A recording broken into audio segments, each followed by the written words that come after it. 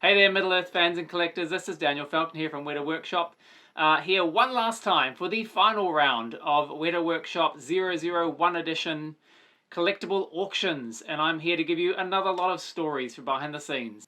One of the cool statues we're going to talk about today is Éomer on Firefoot in 1/6 scale, sculpted as a collaboration by Jane Wenley and Brigitte West. One of the really cool things about actually making these collectibles at Weta Workshop, where we made the movies, is access to original materials. And in this case, that meant being able to go into the drawers and pull out the original graphic elements that we used to produce Éomer's armor.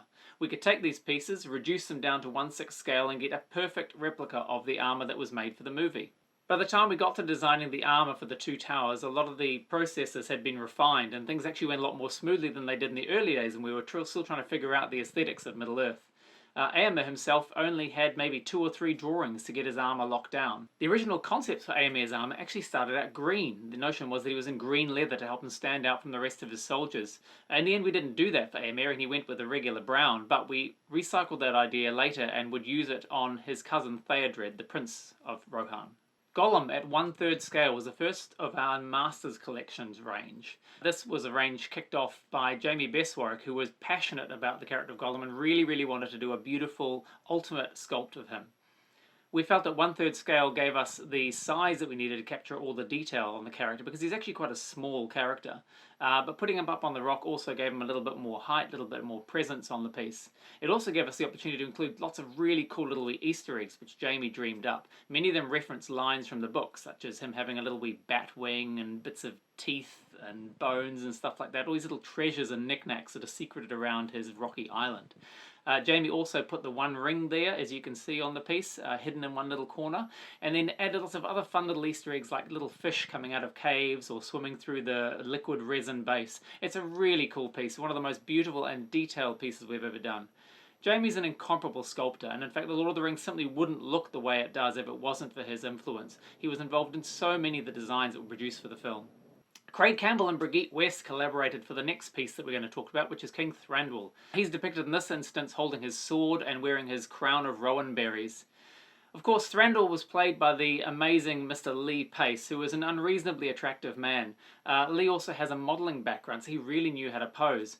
Typically on these movies, there will be a publicity shoot with the actor in which they're in their full costume with their hero props. And they'll strike a few poses, and the idea is to get a few images that they can use on posters or publicity here and there. Generally, if they come out with a handful of images, they're pretty happy. In this case, with Lee Pace, they came out with must have been 50 incredible images of him posing with the sword like a rock star, almost like making love to this weapon. It was incredible stuff and fertile material for us to mine for his statue pose. Funny little trivia point, Lee's actually younger than Orlando Bloom, who played his son in the movies, by a couple of years.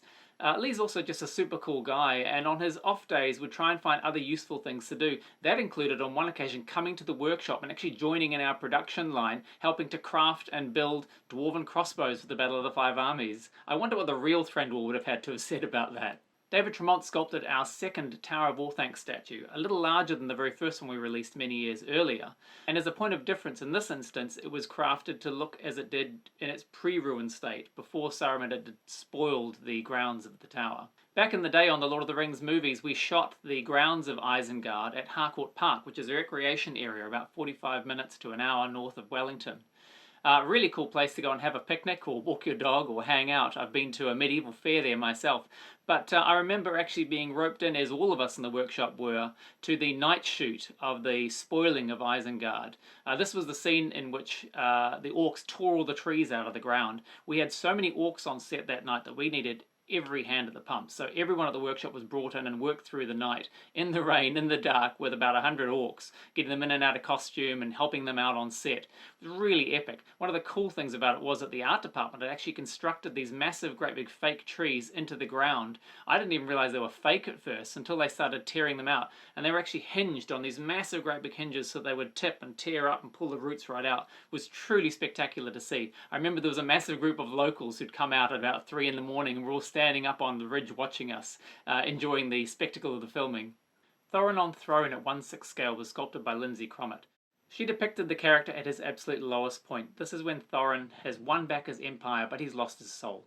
He sits on a throne that is riven. It literally has a great big claw mark through it where Smaug has torn the Arkenstone from it. and he's wearing gold and black armor designed by Nick Keller for the Hobbit movies. Nick's notion was that the armor should be gold because Thorin is now basically cladding himself in the gold that he's won back. But it's also interlaced with black because it shows that while he's won everything, he's also lost himself.